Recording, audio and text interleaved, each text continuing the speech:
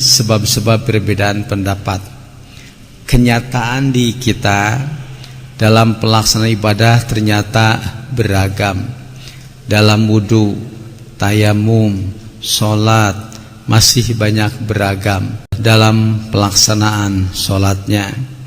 Umpamanya dalam sholat ada yang dimulai dengan nawaitu sholli fardhu dhuhri, ada yang langsung saja takbir, ada yang kunut subuh, ada yang tidak, ada yang utak-utak ya, apa ini menggerak-gerakkan telunjuk, ada yang tidak.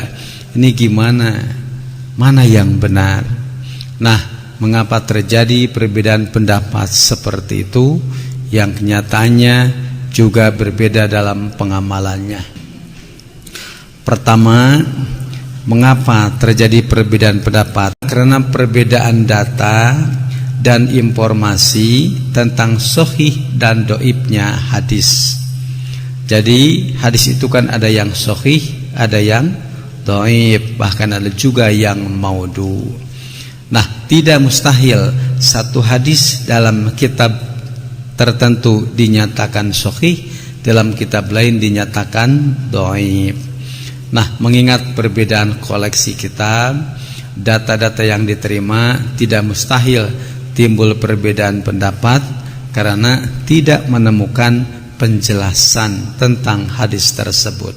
Contoh seperti kunut subuh.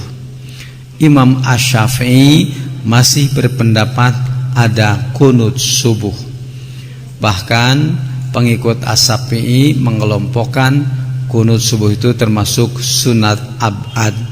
Kalau lupa atau ditinggalkan harus didouble dengan sujud sahwi. Itu kalau lupa tidak kunut subuh. Mengelompokkannya kepada sunat ab'ad. Adakah hadis tentang kunut subuh? Ada. Tercatat dalam kitab ada. Di antaranya dalam kitab Al-Hakim, kitab hadis Mustadrak Hakim, ada hadis-hadis tentang kunut subuh. Nah, itu wajar kalau ada yang berpendapat bahwa kunut subuh itu masih ada. Sementara ada lagi pihak lain yang menyatakan betul hadis kunut subuh itu ada, tapi ini derajat hadisnya lemah. Ada nama Abu Ja'far Ar-Razi yang dia adalah orang yang lemah, tidak bisa dipercaya dalam urusan hadis. Nah, berita tentang atau informasi tentang dhaifnya hadis tersebut mungkin belum sampai. Dalam kitab apa ada informasi dhaifnya hadis tersebut? Di Fiqhus Sunnah ada, Nailul Autor ada, Fathul Bari ada. Sementara dalam kitab-kitab fikih yang beredar di Indonesia tidak ada penjelasan tentang hadis itu. Wajar kalau masih ada yang berpendapat ada kunut subuh karena hadisnya ada. Padahal memang ada, tapi hadisnya dhaif, kurang kuat dan tidak bisa dijadikan hujjah. Nah, itu diantaranya yang banyak beredar di Indonesia. Yang pertama, kitab apa? Kitab-kitab fikih yang kadang tanpa dalil, tidak disertakan dalilnya. Kemudian datang kitab-kitab hadis dan syarah-syarahnya yang menjelaskan tentang hadis-hadis itu. Mengapa Imam Asy-Syafi'i tidak menemukan data tentang dhaifnya? Wajar, karena di masa Imam Asy-Syafi'i belum masa penelitian hadis sahih dhaif, belum masa penelitian. Dan baru ya ada sih ada, tapi belum begitu semarak. Dan baru di zaman Imam Al-Bukhari ada mau mencoba memisahkan mana yang sahih, mana yang dhaif.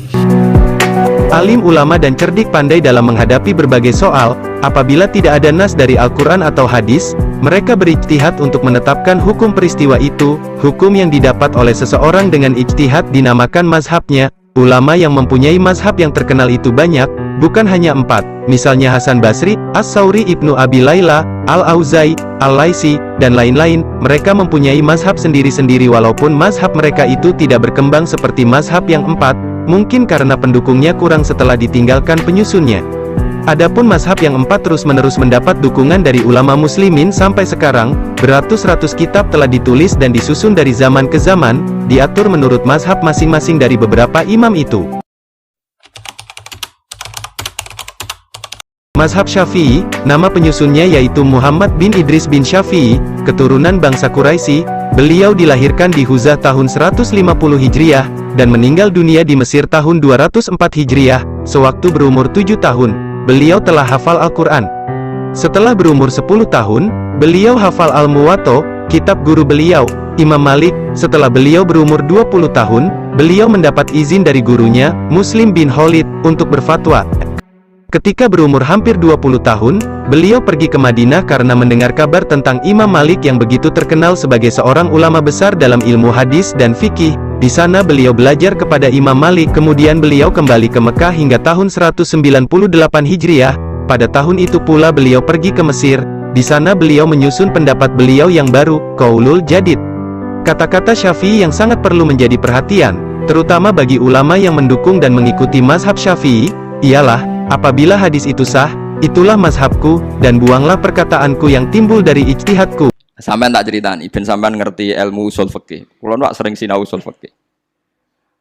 Hadis kunut, ya kunut kados madzhab Syafi'i ini. Kowe aja darani nak kunut iku NU, nak ora kunut Muhammadiyah, goblok kowe. Iku Joko ono NU ono napa Muhammadiyah. Kowe sekali-kali nganggo ukuran wong alim, sing kunut itu Imam Syafi'i, Abu Hanifah, Ahmad bin Hanbal, Imam Malik boten kunut.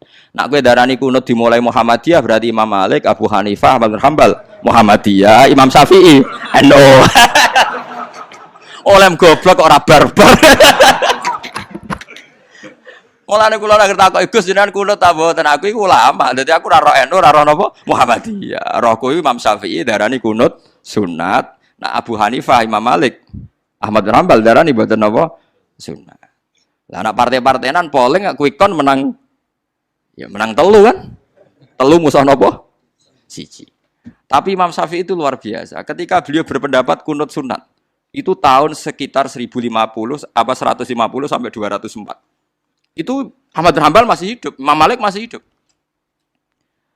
Imam Syafi'i pernah dibantah begini. Kamu kan tahu ya Syafi'i bahwa Nabi hanya kunut 1 bulan kan? Masyhur kan Nabi itu pernah kunut hanya apa? 1 bulan. Itu pun kunut nazilah. Itu pun kunut apa? Nazilah. Ini masyhur anna Rasulullah qanata syahron yatu ala ri'lan wa dzikwa wa usaya asad Allah wa Rasulullah. Ini utang teks Muslim redaksine ngoten to.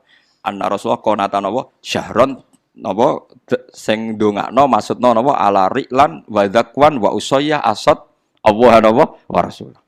Karena penduduk ini membunuh para hufadzul Quran, para hamalatil Quran. Imam Syafi'i jawab begini. Andaikan Nabi sholat sunat sekali saja qobliyah atau ba'diyah, apa menjadi sunat hanya sekali itu saja? Jawabnya penggemar-penggemar Malik, Allah. Ya sunatun ila yaumil qiyamah. Saya sampean tak bedai, Nabi sedekah pisan pindho apa tiap detik sedekah? Pisan pindho kan, masuk sedekah mulai tangi turu nganti sare meneh kan ya ora mungkin. Tapi sunate sedekah ila yaumil qiyamah. Nabi poso Senin Kamis selalu apa sekedar pernah? Sekedar pernah kan, tapi pasal Senin Kamis sunat ila yaumil qiyamah. Lah kunut itu Nabi tidak melakukan terus, tapi hukumnya ya kudu sunat ila yaumil qiyamah. Karena perilaku kunut tahu dilampahi kanjeng Nabi Muhammad sallallahu alaihi wasallam. Sebenarnya kalau di kalangan ulama biasa, misalnya Sayyid Abdul Haddad itu termasuk Qutbul Irsyad. Beliau biasa saja baca kitab Ibnu Qayyim, padahal muridnya Ibnu Taimiyah. Dulu ulama itu ya biasa saja. Saya ya berkali-kali tidak kunut, tapi bukan karena apa-apa. Ya Abu Hanifah ya enggak kunut, ya biasa saja. Mertua mbahnya istri saya itu, warga Sidogiri itu kalau sholat kunut terus sampai kabundut. Ya biasa saja ada madzhab. Karena kunut nazilah itu karena ada masalah. Zaman akhir masalah. Makanya beliau kunut. Ya enggak apa-apa, itu ya enggak masalah. Yang masalah aku ilmunya kurang terus kecangkeman itu masalah. Sayyidina Anas bin Malik bilang, kana Rasulullah sallallahu alaihi wasallam yaqnutu fil fajri hatta faraqad dunya. Rasulullah itu kalau subuh kunut sampai mati. Enggak pernah ninggalin kunut. Enggak pernah.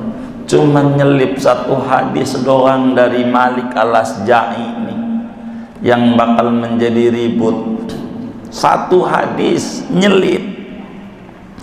Thariq al-Asja'i bilang begini sama abahnya, ya abati, wahai ayahku, shallaita khalfa Rasulillah wa Abi Bakrin wa Umar wa Utsman wa Ali, ahum yaqnutuna fil fajri, qala ya bunayya muhdas. Bahkan dalam riwayat Nasai, qala ya bunayya bid'ah. Wahai abahku, engkau pernah jadi makmumnya Rasulullah, engkau pernah jadi makmumnya Abu Bakar, engkau pernah jadi makmumnya Umar, engkau pernah menjadi makmumnya Utsman, engkau pernah jadi makmumnya Ali. Panjang tuh si bapak punya umur. Saya mau tanya, apakah mereka kalau subuh kunut? Anak nanya sama bapaknya. Apa jawab bapaknya dengan tegas? Duhai anakku, bid'ah. Kata bapaknya, duhai anakku, bid'ah. Hadis ini sahih. Sahih.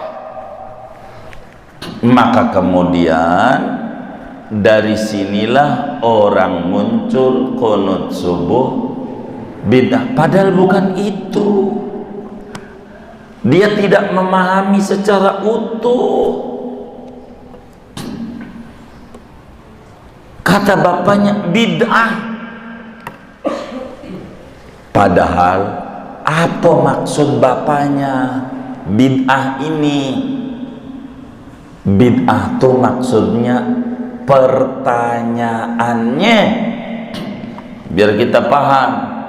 Maksud bapaknya pertanyaannya. Wong Nabi kunut, Abu Bakar kunut, Umar kunut, masih nanya-nanya barang yang udah terang namanya ngeyel. Maka kata bapaknya, anakku ngeyel lo, begitu.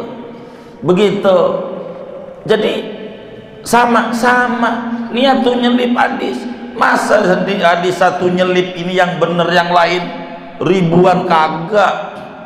Kompromikan cara mencari. Maka kata Khudaqus Syafi'iyah, para cendekiawan sarjana dalam madhab Syafi'i, al bid'ah fi hadzal hadis su'aliyatuhu fi hukmil qunut. Yang bid'ah itu nanya-nanyanya.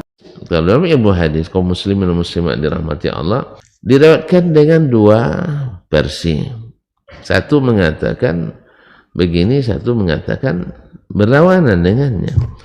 Nah, yang seperti ini kan seolah-olah bertentangan pada asalnya.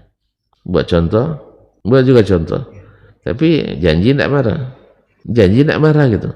Kadang tersinggung itu masalahnya. Lawak pula disinggungnya. Apa contoh? Apa yang buat yang tak bikin tersinggung? Ini semuanya contoh berkaitan dengan amaliyah kita.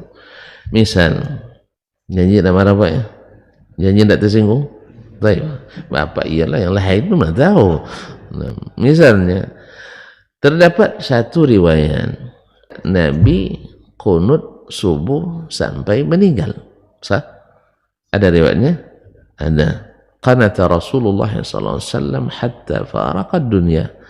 Nabi berkunut sampai meninggalkan dunia. Berarti selalu jadi dalam hadis ini. Nah, di hadis yang lain juga dari rawi yang sama, ini Anas, ini juga Anas, dari Anas bin Malik, sahabat Nabi SAW, bahwa Nabi SAW berkunut hanya 1 bulan dan tidak disebutkan hanya sholat subuhnya.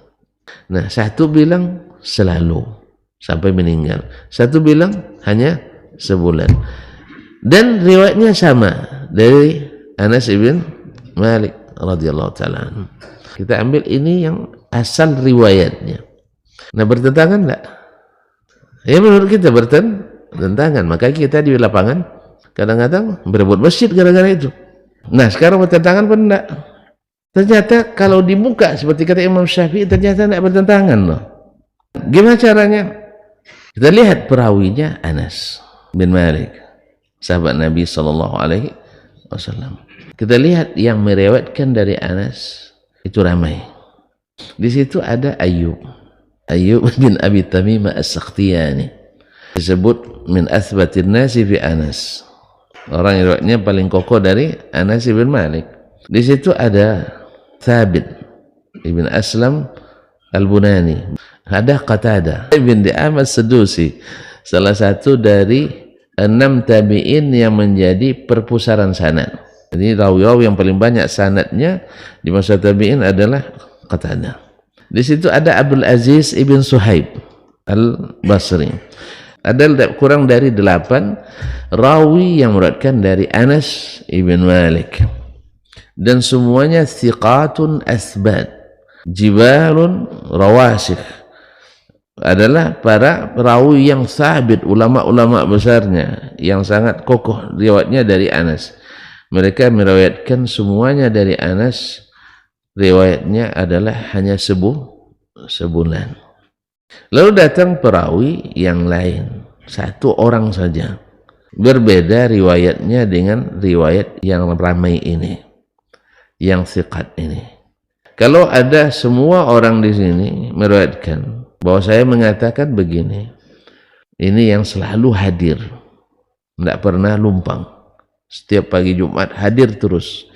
Lalu ada yang hanya hadir sekali setahun, atau katakanlah sekali sebulan, mengatakan hal yang bertentangan dengan apa yang saya katakan. Bapak percaya pada yang ini atau yang itu? Tentu yang kuat dan dekat, yang thiqat, didahulukan dari yang kurang tadi. Bila riwayatnya tak bisa dipadukan, buktinya susah dipadukan. 1 bilang hanya sebulan, selepas itu nggak ada lagi. 1 bilang riwayatnya sampai meninggal berhenti, kan bertentangan tuh riwayatnya. Ini ramai orang-orang kuatnya mengatakan sebulan. Ini 1 orang yang riwayatnya lemah mengatakan sepanjang setiap hari, setiap subuh. Nah, oleh sebab itu kalau kita lihat secara riwayatnya, yang 8 ini kuat riwayatnya.